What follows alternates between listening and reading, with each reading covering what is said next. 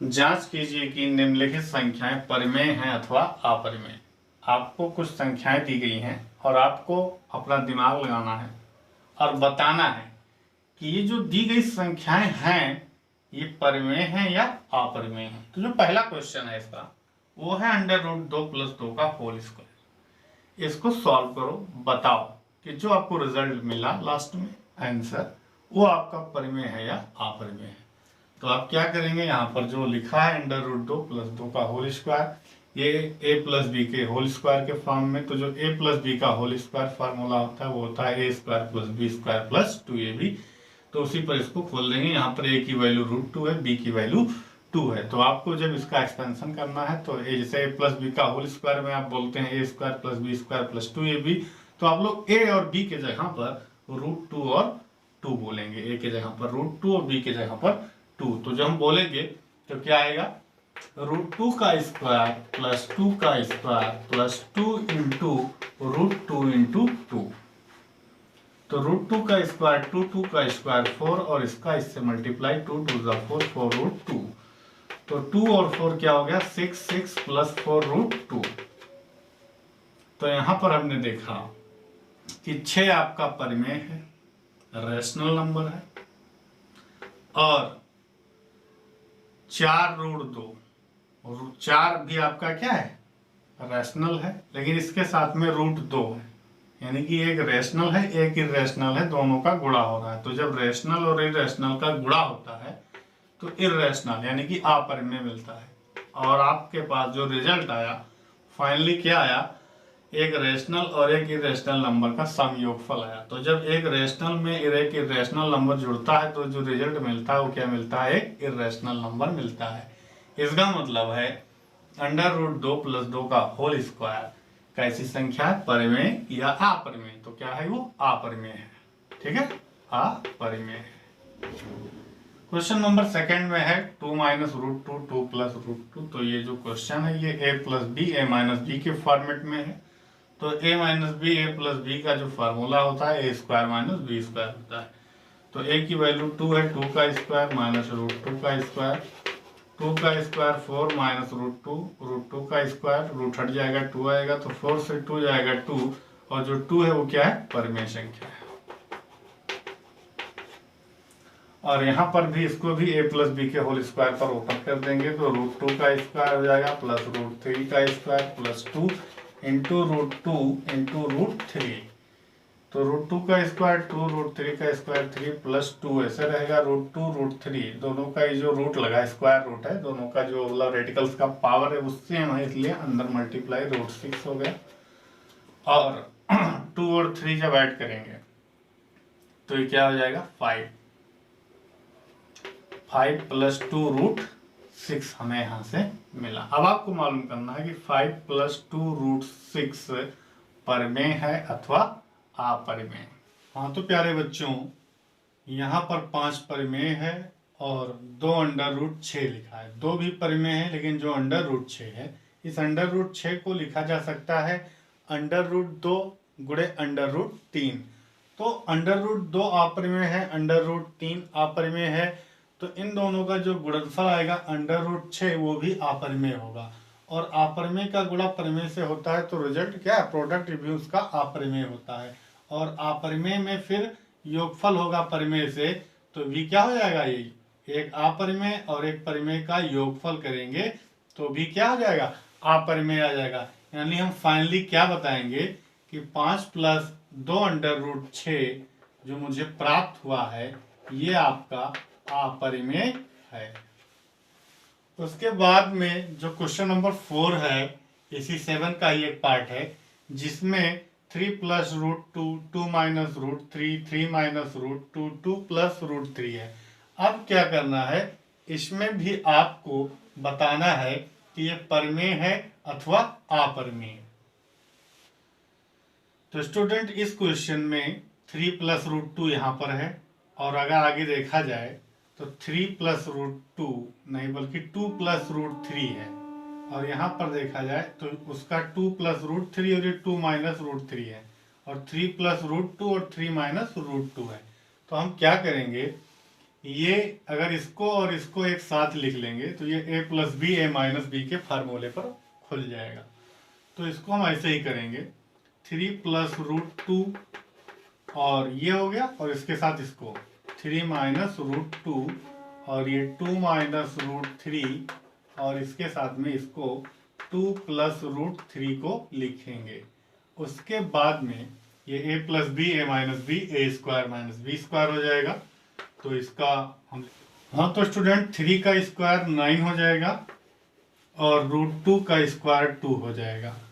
इसी तरह से इसको हम एक ब्रैकेट में लिख लेते हैं और इन दोनों का सॉल्यूशन भी ऐसे ब्रैकेट में लिखेंगे। 2 का स्क्वायर 4 हुआ और रूट 3 का स्क्वायर 3 हुआ। तो यहाँ से 9 से 2 माइनस होगा तो आएगा 7 और 4 से 3 माइनस हुआ तो आएगा 1।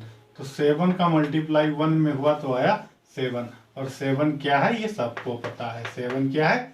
परिमेय संख्या है। तो स्टूडेंट हमारा जो क्वेश्चन नंबर 7 था ये कंप्लीट होता है। अब हम चलते हैं इस एक्सरसाइज के नेक्स्ट क्वेश्चन पर, दैट इज 8।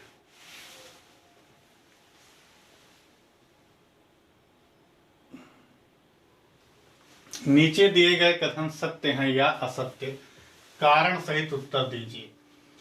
पहला क्वेश्चन है आपका, प्रत्येक अपरिमेय संख्या एक वास्तविक संख्या है। प्रत्येक अपरिमेय संख्या एक वास्तविक संख्या है। ये बिल्कुल सही बात है। प्रत्येक अपरिमेय संख्या एक वास्तविक संख्या है, क्योंकि वास्तविक जो संख्या होती है वो क्या होती है?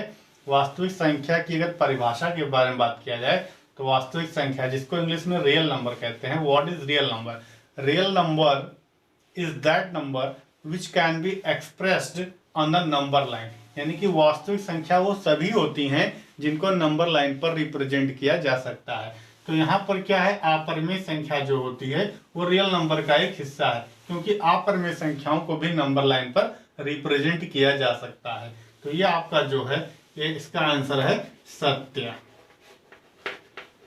कारण उसने पूछा है तो कारण में आप लिख सकते हैं कि वास्तविक संख्या को संख्या रेखा पर प्रदर्शित करते हैं और अपरिमेय संख्या को भी संख्या रेखा पर प्रदर्शित किया जा सकता है, इसलिए प्रत्येक अपरिमेय संख्या वास्तविक संख्या होगी।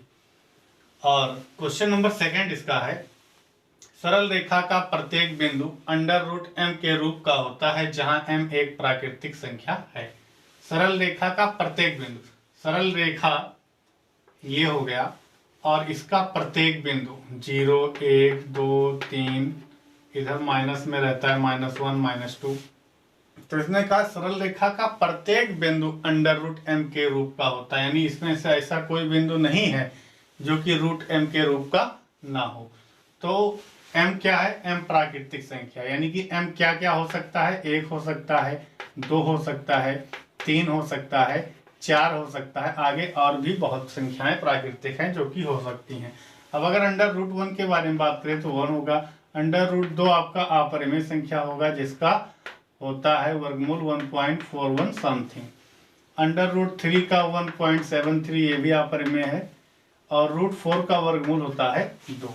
अब यहाँ पर देखा जाए तो अगर m प्राकृतिक संख्याएं हैं तो अंडर रूट 1 ये बिंदु आपका कवर हो गया। अंडर रूट 2 1.41 1 और 2 के बीच में कहीं पर है, वो बिंदु कवर हो गया। अंडर रूट 3 1.73 ये भी 1 और 2 के बीच में कहीं पर होगा, इसके आगे कवर हुआ। अंडर रूट 4 का स्क्वायर रूट वैल्यू 2 हुआ, ये बिंदु हुआ। अब आपने देखा कि 1 और 2 तो कवर हुआ ही, प्लस इसके बीच में 2 बिंदु और कवर हुए। अब इसके अगर आगे बढ़ेंगे तो अंडर रूट 5 आएगा जो कि अपरिमेय संख्या है, उसका जो वर्गमूल होगा वो 2 के बाद यहाँ कहीं आएगा। अंडर रूट 6 का वर्गमूल अपरिमेय होता है जो कि अंडर रूट 5 के वर्गमूल से थोड़ा और आगे आएगा। ऐसे ऐसे आप बढ़ेंगे तो अंडर रूट 9 आएगा, अंडर रूट 9 का वर्गमूल 3 आएगा। तो आपने देखा कि 1 और 2 के बीच में केवल 2 ही बिंदु ऐसे हैं जो कि कवर हो पा रहे हैं, और यहाँ पर 1 के बाद में जाहिर सी बात है कि 1.1 आएगा।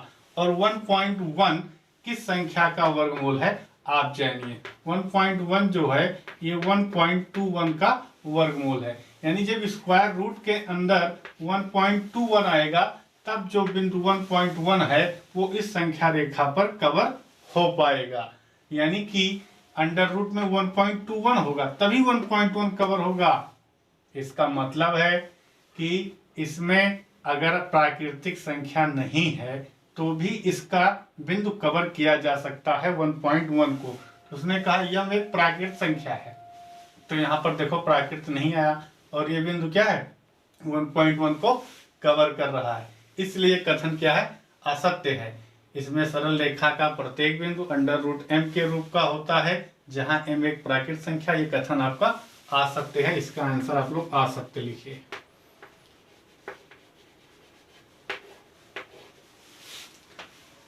इसी तरह से हम अगले क्वेश्चन पर बढ़ते हैं, जिसमें कहा है क्या सभी धनात्मक पूर्णांकों के वर्गमूल अपरिमेय होते हैं?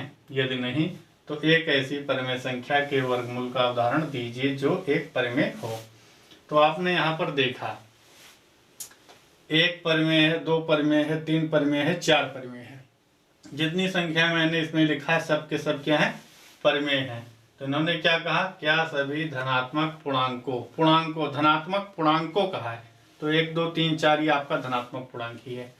पूर्णांकों के वर्गमूल, इनका वर्गमूल निकाला गया तो अपरिमेय होते हैं। तो आपने खुद देखा कि 1 आपका धन पूर्णांक है, इसका वर्गमूल मैंने निकाला तो अपरिमेय नहीं बल्कि परिमेय आया। तो इसका मतलब इसका जवाब क्या है नहीं। क्या सभी धनात्मक पूर्णांकों के वर्गमूल अपरिमेय होते हैं? सभी धनात्मक पूर्णांकों के वर्गमूल अपरिमेय नहीं होते हैं। आपके सामने लिखा है धनात्मक पूर्णांक 1, इसका वर्गमूल 1, 1 क्या है परिमेय, अपरिमेय नहीं है। अंडर रूट 2 अंडर रूट 3 के अपरिमेय है, अंडर रूट 4 फिर 2 आ गया ये परिमेय है। तो ये कहना गलत है। सभी अगर ना होता वो कहता क्या धनात्मक पूर्णांकों के वर्गमूल अपरिमेय हो सकते हैं, तब आपका कथन सही हो सकता था। लेकिन इसने कह दिया सभी धनात्मक पूर्णांकों के वर्गमूल अपरिमेय होते हैं, तो ये कथन क्या है असत्य है।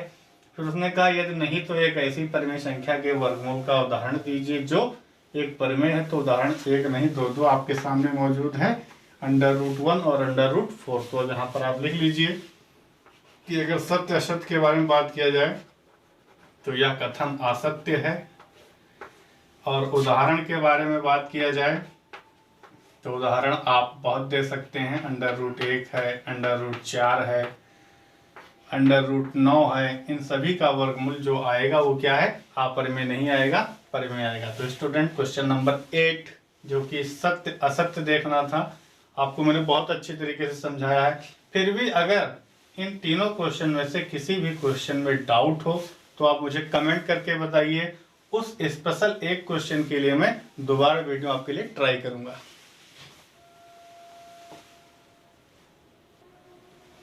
क्वेश्चन नंबर जो 10 है, दिखाइए कि संख्या रेखा पर रूट 5 को कैसे निरूपित कर सकते हैं। अब आप लोग सोच रहे होंगे कि क्वेश्चन नंबर 9 कहाँ गया, तो थोड़ा सा मुझसे चूक हो गई है विद्यार्थियों। जो अभी इसके पहले सत्य और असत्य वाला क्वेश्चन में करा रहा था उसमें 3 क्वेश्चन थे।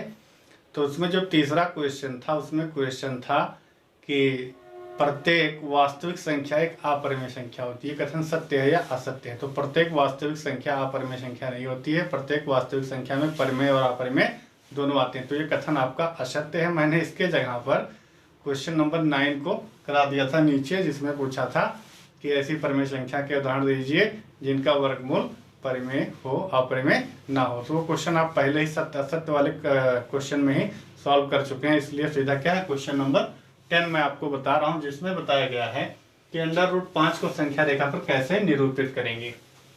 तो विद्यार्थियों सबसे पहले आप क्या करेंगे, एक नंबर लाइन खींच लेंगे, एक तरफ लिख देंगे 0 और एक तरफ लिख देंगे 1, एक तरफ लिख देंगे 2, आगे 3, ऐसे चलता जाएगा ये।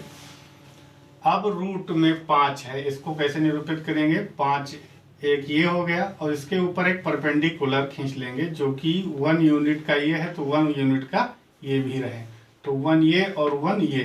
अब यहाँ पर ये राइट एंगल है और ये 1 और 1 पाइथागोरस थ्योरम का यूज करके हाइपोटेनस खींचेंगे, हाइपोटेनस रूट 2 हो जाएगा। अब उसके बाद में क्या करेंगे, इस हाइपोटेनस को बेस मान करके इस पर एक फिर 90 डिग्री का एंगल बनाएंगे।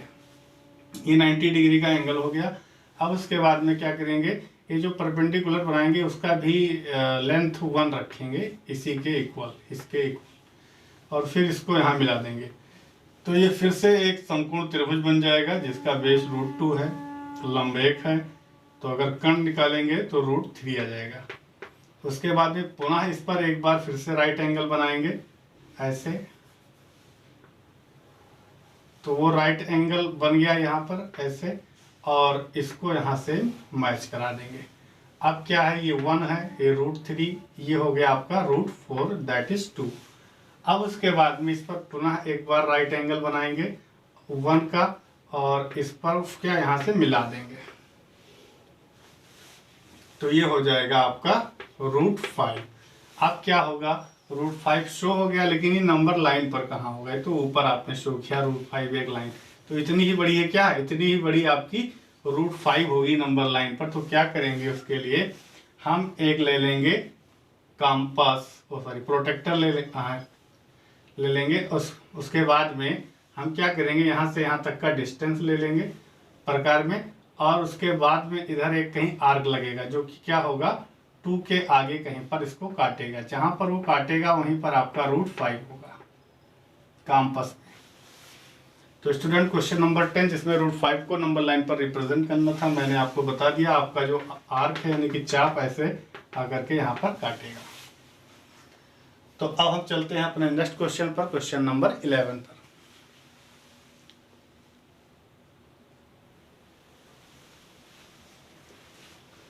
क्वेश्चन नंबर 11 है, संख्या रेखा पर बिंदु x ज्ञात कीजिए। जो पहला क्वेश्चन है वो है modulus x - 5 is greater than 3। तो मॉड्यूलस के अंदर क्या है, x - 5 है। तो यहाँ पर जो x है -5, x - 5 की वैल्यू या तो पॉजिटिव होगी या तो नेगेटिव होगी। मॉड्यूलस के अंदर बाहर आएगा तो सब पॉजिटिव ही रहेगा। तो अगर x - 5 की वैल्यू अंदर पॉजिटिव है तब तो वो x - 5 ही बाहर निकलेगा ऐसे। और अगर x - 5 की वैल्यू निगेटिव में है तो क्या है, वो पॉजिटिव में निकलेगा। तो निगेटिव को पॉजिटिव बनाने के लिए क्या होगा, एक माइनस से ये मॉड्यूलस मल्टीप्लाई करके आपको देगा ऐसे। तो यहां पर आपको जो वैल्यू मिला वो मिला x - 5 इज ग्रेटर देन 3 और -x - 5 इज ग्रेटर देन 3। तो अब कैसे सॉल्व करेंगे देखेंगे। पहले ये फर्स्ट कंडीशन है, ये सेकंड कंडीशन है मॉड्यूलस की। तो फर्स्ट कंडीशन को हम पहले सॉल्व करेंगे। तो फर्स्ट कंडीशन जो है वो है x - 5 इज ग्रेटर देन 3। इसमें 5 को आप उस साइड भेज दें या ये कह दें कि +5 दोनों तरफ करने पर, तो इधर हो जाएगा x और 5 उधर गया तो ये हो गया 8। तो यहाँ पर हो गया x इज ग्रेटर देन 8। इसको आप संभाल करके रखिए, अभी इसका यूज पड़ेगा। उसके बाद में जो सेकेंड वाला कंडीशन है उसमें है -x - 5 इज ग्रेटर देन 3। तो उस माइनस से अंदर मल्टीप्लाई करा दे तो -x + 5 इज ग्रेटर देन 3। अब उसके बाद में -x 5 उधर गया तो ये हो गया 3 - 5, और उसके बाद में -x 3 - 5 -2। अब क्या है, अगर ये इक्वेशन होता तो माइनस से माइनस कैंसिल हो जाता, तो x इज ग्रेटर देन -2 है। लेकिन ये इक्वेशन नहीं है, इसको आसमिका कहते हैं। जिसमें ये साइन होता है छोटे बड़े वाला उसको कहते हैं आसमिका। तो यहाँ पर इस माइनस को हटाने के लिए हमें क्या है, -1 से दोनों तरफ मल्टीप्लाई करना पड़ेगा। तो -1 से जब मल्टीप्लाई किया जाएगा, -1 से गुणा, तो ये आपका प्लस में हो जाएगा, ये भी आपका प्लस में हो जाएगा। लेकिन एक बात होती है, जब माइनस से दोनों तरफ गुणा करते हैं तो ये जो असमिका का चिन्ह है बदल जाता है अपने उल्टे रूप में। यानी ये ग्रेटर था तो ये क्या हो जाएगा, लेस हो जाएगा। तो आपके पास x के संबंध में दो बातें मिली। एक उसने बताया कि जो x है वो 8 से बड़ा है, और दूसरा बताया कि जो x है वो 2 से छोटा है। x क्या है, 8 से बड़ा है और 2 से छोटा है। तो इसको नंबर लाइन पर कैसे रिप्रेजेंट करेंगे, आप एक नंबर लाइन बना लें और उस नंबर लाइन पर नंबर लिख दीजिए, एक बीच में 0, इधर 1 2 3 3 4 5 6 7 8 आगे और ही जाएगा अभी 9 10 और इधर माइनस में -1 -2 -3 -4। अब x की वैल्यू क्या है, या तो 8 से बड़ा है या तो फिर 2 से छोटा है। तो अगर 8 से बड़ा है तो ये है 8, इससे बड़ा यानी कि इसके आगे का जितने भी पॉइंट हैं वो सब x की वैल्यू हो सकते हैं। तो इसको थोड़ा सा गाढ़ा कर दीजिएगा। और x की वैल्यू 2 से कम है, यानी कि 2 के पहले जितने भी वैल्यू हैं पॉजिटिव हो या निगेटिव हो, उससे कोई मतलब नहीं। 2 से कम कुल मिला करके हो तो वो क्या है, आपकी x की वैल्यू है। तो इधर के पार्ट को क्या है, आप गाढ़ा कर दीजिएगा। तो इस तरह से ये जो है आपका नंबर लाइन पर रिप्रेजेंट हो गया। अब हम क्वेश्चन नंबर 2 को सॉल्व करते हैं। क्वेश्चन नंबर 2 भी इसी तरह से है, इसको चाहे आप लोग खुद से ट्राई करके देखें। और क्वेश्चन नंबर 3 को हम देखते हैं। Modulus x - 5 = 3। थर्ड वाला मैं कर रहा हूँ, सेकंड वाला आप लोग खुद कीजिएगा। तो मॉड्यूलस x - 5 = 3, इसमें भी सेम वही कंडीशन है कि x - 5 अगर अंदर पॉजिटिव है तो बाहर इसी तरह से निकलेगा और यहाँ से x की वैल्यू हो जाएगी 8। और अगर अंदर ये निगेटिव है तो एक माइनस से मल्टीप्लाई मॉड्यूलस करके आपको देगा इस तरह से। तो ये हो जाएगा x - 5 = -3 और x = -3 + 5, तो x इक्वल हो जाएगा ये 2, यानी x की वैल्यू या तो 2 हो सकती है या तो 8 हो सकती है। तो आप नंबर लाइन ऐसे ही बनाएं, इसमें 0 1 2 3 4 5 6 7 और 8 और 9 रिप्रेजेंट करें। और x की वैल्यू या तो 2 हो सकती है या तो 8। तो आप क्या 2 से कम ज़्यादा वाला सिस्टम में नहीं, इसमें इक्वेशन है, ये आसान का था। तो ये 2 हो सकता है या तो 8 हो सकता है, ऐसे आप पॉइंटेड कर देंगे। अब उसके बाद में अगला क्वेश्चन है x modulus x is less or equal to 5। Modulus x is equal or less to 5। तो या तो ये x आपका ऐसे ही रहेगा या तो ये माइनस में आपको मिलने वाला है, इन दोनों में से कोई एक मिलेगा। तो क्या होगा अगर ये कंडीशन हमारे पास है, फर्स्ट कंडीशन। सेकंड कंडीशन, तो फर्स्ट कंडीशन है तो x का वैल्यू क्या है, 5 से कम है या 5 के बराबर है।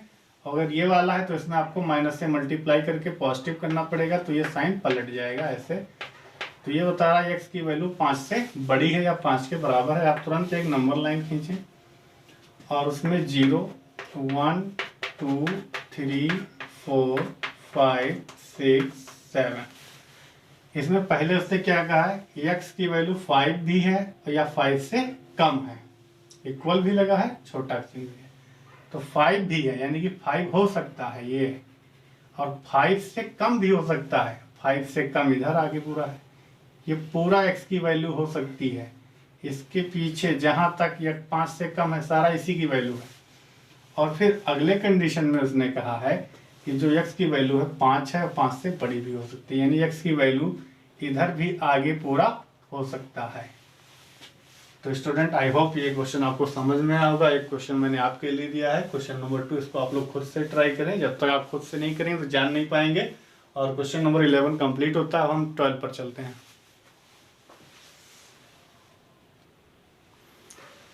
सिद्ध कीजिए कि 2 + √3 एक अपरिमेय संख्या है। क्वेश्चन नंबर 12 है। उसमें क्वेश्चन नंबर 13 भी इसी तरह से एक क्वेश्चन है जिसमें बताया गया कि सिद्ध कीजिए कि √3 एक अपरिमेय संख्या है। तो कुछ विद्वान इसको 2 + √3 एक अपरिमेय संख्या है, इसको कॉन्ट्राडिक्शन से मेथड से सॉल्व कराते हैं, लेकिन वो चीज़ आपके कोर्स में भी अवेलेबल नहीं है। आप जब क्लास 10th में पहुंचेंगे तो आपको रियल नंबर का एक चैप्टर मिलेगा, उसमें किसी भी संख्या को अपरिमेय संख्या सिद्ध करने के लिए कॉन्ट्राडिक्शन का मेथड बताया जाएगा। तब आप उस मेथड को यूज कीजिएगा। अभी मैं आपको बताऊंगा तो समझ में तो आ जाएगा, लेकिन क्या है वो हमारे आउट ऑफ सिलेबस है, इसलिए क्या हमें उसका यूज बिल्कुल नहीं करना है। हमें एक सिंपल सा टेक्निक याद रखना है पहले वाला, कि यहाँ पर 2 आपका अपरिमेय परिमेय है, 2 क्या है परिमेय है, और √3 आपका अपरिमेय है। तो जब परिमेय और अपरिमेय को जोड़ते हैं तो मिलता है अपरिमेय। बस इतनी सी बात बतानी है कि ये इसलिए अपरिमेय है। सिद्ध कीजिए कि √3 - 1 एक अपरिमेय संख्या है। इसमें भी आप क्या बताएंगे कि ये आपका अपरिमेय है और अपरिमेय में से परिमेय घट रहा है, इसलिए जो रिजल्ट होगा वो भी अपरिमेय होगा।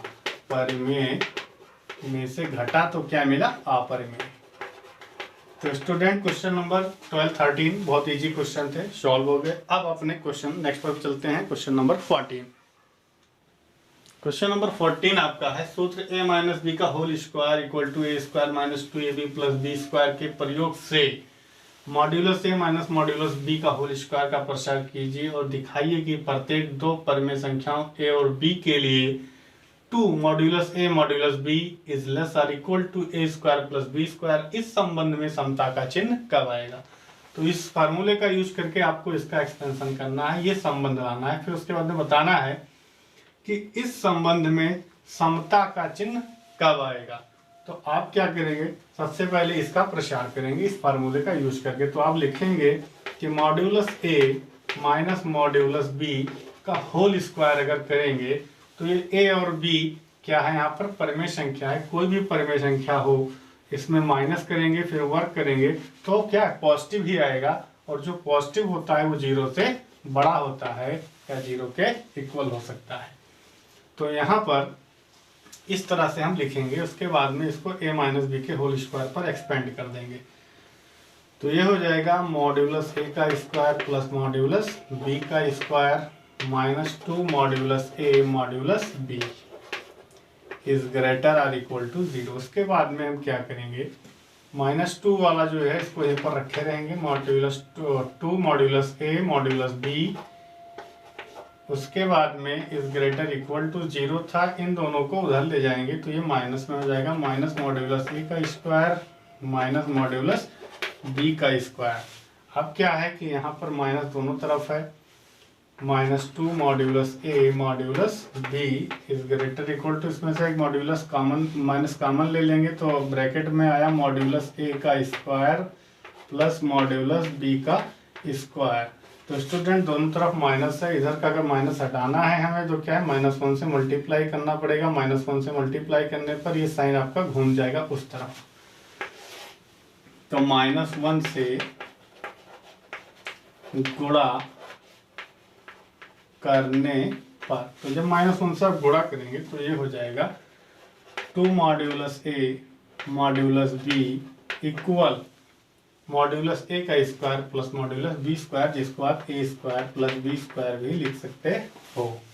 अब उसके बाद में हमें क्या करना है? इक्वल मैंने लगा दिया, इक्वल नहीं रहेगा यहाँ पर, ग्रेटर आर इक्वल टू था तो लेस आर इक्वल टू हो जाएगा, साइन घूम जाएगा। अब उसके बाद में उसने कहा था कि इस संबंध में समता का चिन्ह कब आएगा। तो अब क्या करेंगे? यहीं से एक बार फिर से उठाएंगे, यहाँ पर समता का चिन्ह के बराबर का चिन्ह लगा करके सॉल्व करेंगे और देखते हैं कि a और b में क्या संबंध आते हैं। तो यहाँ पर मैं लिख देता हूँ, समता के चिन्ह के लिए modulus a minus modulus b का होल स्क्वायर इक्वल 0। तो स्क्वायर उधर जाएगा, 0 का रूट लग जाएगा, 0 की रूट वैल्यू 0 होती है, और इधर आ गया modulus a minus modulus b। और modulus a minus modulus b है तो मॉड्यूलस b उधर ले गए, इक्वल का साइन लगा है इक्वेशन के रूल की तरह, उसको हम पक्षांतर कर देंगे, इधर आएगा ये तो ये पॉजिटिव हो गया, तो इधर आ गया मॉड्यूलस b।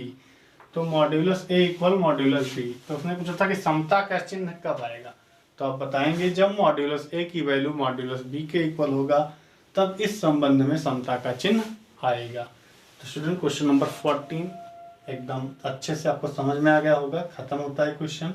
अब हम अपने नेक्स्ट क्वेश्चन पर बढ़ेंगे, क्वेश्चन नंबर 15।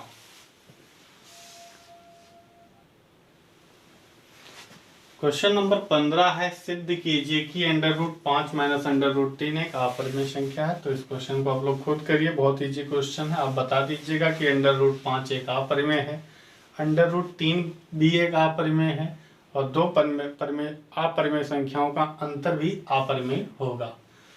इसी तरह से आप इसको सॉल्व कर लीजिएगा। क्वेश्चन नंबर 16 जो है, √5 और √7 का मान दशमलव के 2 स्थानों तक शुद्ध ज्ञात कीजिए। यानी कि √5 और √7 इसमें क्या है? दशमलव के 2 स्थानों तक शुद्ध इसका मान ज्ञात करना है। दोनों क्वेश्चन सेम है, इसमें √5 और √7। इसको करेंगे कैसे? 5 का हम निकालेंगे वर्गमूल भाग विधि द्वारा।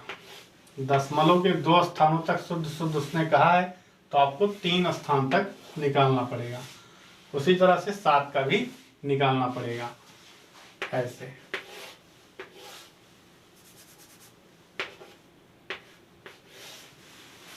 तो एक मैं निकाल दे रहा हूँ, एक आप लोग खुद से ट्राई कीजिएगा। आपको करना क्या है, पहले पे एक पॉइंट लगा लेना है, उसके पीछे 6 जीरो बढ़ा लेना है और पीछे से जीरो वाला जोड़ा बनाओ 2 का ऐसे। अब भाग विधि से वर्गमूल आपने कक्षा 8 में सीखा होगा, जो बच्चे नहीं सीखे थे सीख लें। तो पहले क्या, पीछे से 2 का जोड़ा बनाया गया और यहाँ पर 5 सिंगल है। तो आपको एक ऐसी कोई संख्या ढूंढनी है जिसका वर्गमूल जिसका वर्ग 5 हो या 5 से कम हो। एक ऐसी संख्या ढूंढेंगे। तो 1 का वर्ग 1 होता है, 2 का वर्ग 4 होता है, 3 का वर्ग 9। 3 का वर्ग लेंगे तो 9 ज्यादा हो जाएगा, इसलिए 2 का वर्ग हो जाएगा। तो 2 दूना 4 घटा 1 आया, 2 में 2 जुड़ जाएगा, 4 आया। इसको थोड़ा किनारे लिखना, डायरेक्ट नंबर भी लिखना पड़ेगा हमें। उसके बाद में ऊपर से 2 जीरो आपको उतारना है, लेकिन जैसे ही जीरो आप उतारेंगे आपको रोक लेगा। तो क्या करेंगे, इसको पहले उठा करके ऊपर लगा देंगे और ये 2 जीरो आप यहाँ से उतार लिए, तो हो गया ये 100। अब आपको एक ऐसी कोई संख्या तलाश करनी है जिसको 4 के बगल में लिखा जाए, फिर उसको उसी से गुणा किया जाए, 100 से कम आए। तो अगर आप 1 लेंगे तो 41 एकम 41, कम है ज़्यादा। 2 लेंगे तो 42 दूना 84 हो सकता है, लेकिन 3 लेकर के भी चेक कर लो, 43 3 129 ज़्यादा हो जाएगा, इसलिए 2 बार जाएगा। तो 42 दूना 84, 84 घटेगा तो आएगा 16 और दशमलव आप हटा चुके हैं। फिर 2 जीरो बढ़ा लीजिए, 1600 हो गया। 42 और 2 जुड़ गया तो क्या हो गया, 44। अब आपको फिर से अंदाज लगाना है कि ये 1600 है, कई बार जाएगा। तो अगर 4 बार ले जाओगे तो 444 चौका, जो कि क्या है 1600 से अधिक आ जाएगा, इसलिए 3 बार ले जाना है। आपको ऐसा अंदाज लगा लेना है। नहीं अंदाज लगा पाते तो आप मल्टीप्लाई करके देख लो। इसको मल्टीप्लाई किया गया, 3 त्रिक का 9 हो गया, 3 चौक 12 हो गया, 3 चौक 12 1 13। घटाया गया, 10 से 9 गया 1, 9 से 2 गया 7, यहाँ पर बचा 5, 5 से 3 गया 2, 1 से 1 गया कुछ नहीं, ऊपर 2 जीरो बचा, इसको उतार लीजिए। 271 27100, इसमें ये जुड़ गया 446 हो गया। अब ये कितनी बार जाएगा ये आपको देखना है। हमारे ख्याल से 6 बार जाएगा, आप चेक कर लीजिएगा। 6 बार में यहाँ पर क्या आएगा, 6 छक 36, 36 के 6 हासिल 3, 6 36 3 39 के 9 हासिल 3, 6 चौक 24 3 27 के 7 हासिल 2, 6 चौक 24 2 26। हाँ सही है। इसको माइनस कर देंगे, 10 से 6 गया 4, 9 से 9 गया 0, यहाँ 10 से 7 गया 3 और बाकी सब कट गया, 304 बचा और ये 6 यहाँ पर लिख देंगे।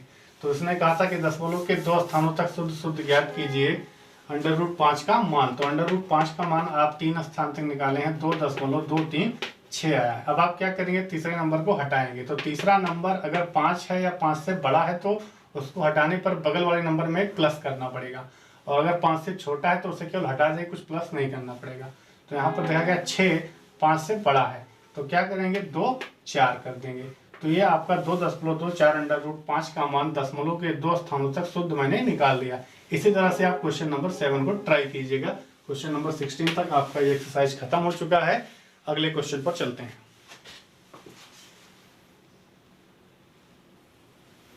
संख्या रेखा पर वह बिंदु ज्ञात कीजिए जो अपरिमेय संख्या √2 को निरूपित करता है। यानी कि आपको √2 को संख्या रेखा पर निरूपित करना है। तो अभी मैंने आपको √5 को बताया था, तो लंबा चला गया था, ये बहुत छोटा में हो जाएगा। आपको 0 लिखना है, 1 लिखना है, 2 लिखना है, 3 लिखना है। आगे आप चाहें तो और भी लिख सकते हैं, चाहे रहने दें। अब हमको तो ये मालूम ही है कि √2 की वैल्यू 1.41 होती है अगर आप इसको दशमलव में निकालेंगे तो 1.41 का मतलब हुआ 1 से 2 के बीच में, यानी कि 1 से 2 के बीच में कहीं पर लाई करेगा। लेकिन अब यहाँ होगा कि यहाँ होगा एग्जैक्ट, हमको उसका पॉइंट नहीं मालूम है। तो एग्जैक्ट पॉइंट कैसे निकालेंगे, 1 यहाँ है, इस पर एक 90 डिग्री का एंगल बनाएंगे जिसकी भी लेंथ क्या होगी 1 होगी। इसको यहाँ से मिला देंगे तो 1 ये है, 1 ये है। पाइथागोरस थ्योरम से ये आपका हो गया √2। तो इतनी लंबी है आपका √2। तो क्या करेंगे, अपना ले लेंगे प्रकार में, यहाँ पर 0 पर रखेंगे, यहाँ तक बढ़ा लेंगे, इतना डिस्टेंस ले करके आप काट देंगे ऐसे।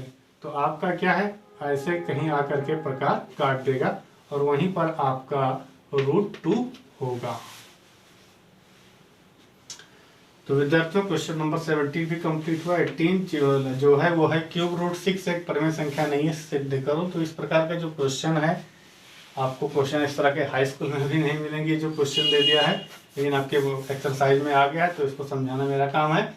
आप क्या करेंगे इसको सिंपली कह देंगे कि क्यूब रूट 6 जो है, क्यूब रूट 6, इसको लिख सकते हैं cube root 2 into cube root 3। 2 3 या 6 होता है। और ये आपका अपरिमेय है और ये भी आपका अपरिमेय है, इसलिए इनका गुणनफल भी क्या होगा, अपरिमेय होगा। क्वेश्चन नंबर 18 तक कंप्लीट होता है। आगे बढ़ते हैं।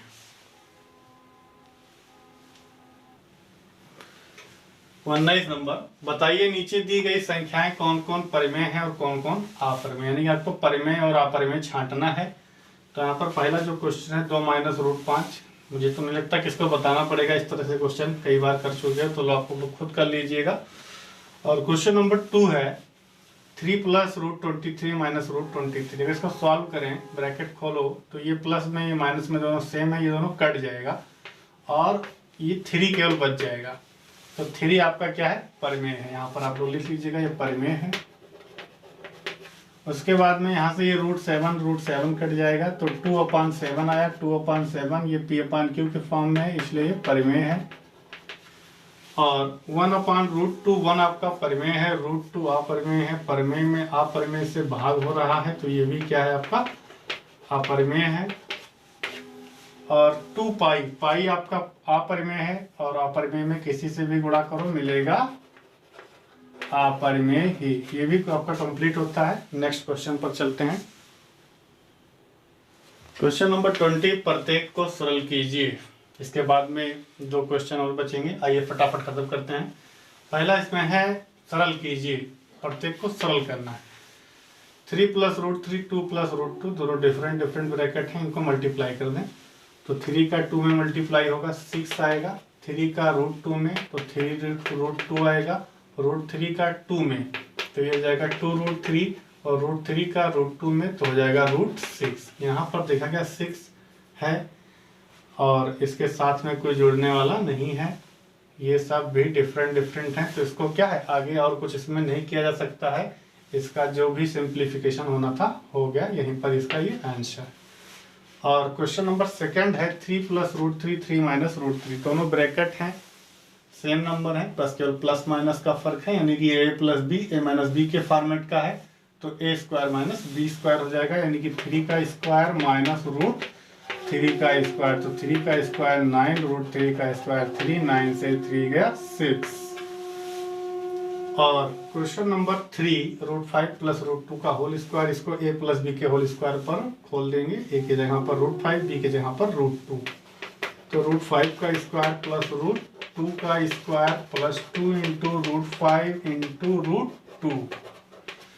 उसके बाद में √5 का स्क्वायर 5, √2 का स्क्वायर 2 + 2 ऐसे रहेगा। √5 √2 का मल्टीप्लाई √10 हो जाएगा। 10 का फैक्टर करेंगे, कोई पेयर नहीं बनेगा, इसलिए इसको ऐसे रखेंगे। 5 और 2 ऐड कर लेंगे, 7 7 + 2 √10। ये हो गया इसका आंसर। और ये आपका भी वैसे है a - b a + b a² - b², तो √5 का स्क्वायर माइनस √2 का स्क्वायर, √5 का स्क्वायर 5 और -2 हो गया ये 3। ये हो गया इसका आंसर। क्वेश्चन नंबर 20 भी खत्म हुआ। आगे चलते हैं। क्वेश्चन नंबर 21, उत्तरोत्तर आवर्धन करके संख्या 3.765 को संख्या रेखा पर देखिए। उत्तरोत्तर आवर्धन क्या है, अभी क्वेश्चन होगा, आप इसमें जान जाएंगे। तो क्या होगा, संख्या रेखा आपको एक खींचनी है और उस संख्या रेखा पर आप लिख दीजिए 0 1 2 3 4 5। अब क्या है कि आपके पास जो संख्या 3.765 है, तो हम क्या करेंगे, ये तो 3 है, 3 के बाद 3.1 आएगा, 3.2 3.3 3.4 ऐसे पूरा 3.9 तक आएगा। उसके बाद में 4 हो जाएगा। तो क्या करेंगे, 3 से 4 के बीच में जो जगह है इसको आप 10 भाग में बांट देंगे बराबर। तो 1 2 3 4 5 6 7 8 9, 1 10 हो गया। अब क्या है 3.765, इसको थोड़ा सा और बड़ा कर दें तो ज़्यादा बढ़िया आपके समझ में आएगा। थोड़ा सा इसको बड़ा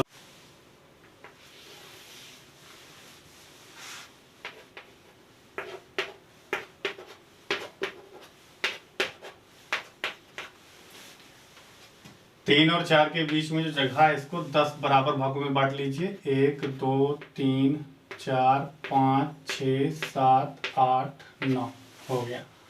अब क्या है ये 3.1 है, 3.2 है, 3.3, 3.4, 3.5, 3.6, 3.7 वाली लाइन, ये है आपकी 3.7 वाली लाइन, ये वाली।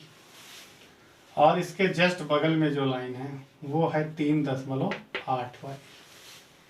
अब 3.7 के बाद आपके संख्या में 6 है, यानी कि अब 3.7 और 3.8 के जो बीच में जगह है इसको आपको 10 भागों में बांटना है और फिर आपको 3.76 को 100 करना है।